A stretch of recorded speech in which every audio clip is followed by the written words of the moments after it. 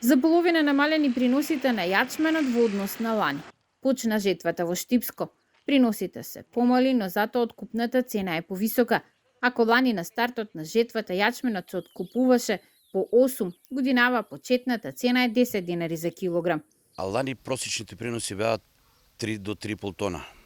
Оваа година ќе бидат тон и пол до 2. Лани цената беше 8-9 динара. У старт на жетва копаша да се, но после дојде до 12 динара јачменот. А оваа година почнуваме со 10, па ќе видиме како ќе се одвија натака работите. Од земјоделство велат дека досега жетвата на јачменот тече без проблеми. Точно е дека приносите се пониски, но препорачуваат оние кои имаат можност да не го предаваат родот во екот на жетвата, кога вообичаено цената е пониска. Сите оние кои имаат можност да ја складираат би било можеби корисно и паметно да го складираат јачменот и сепак да се очекува малку и подобра цена што е од ова денес. Инаку цената на житните култури е берзанска, но кајна зависи од производството во Србија, што е 8ми извозник на житарици во светот, а годинава таму се очекуваат просечни приноси.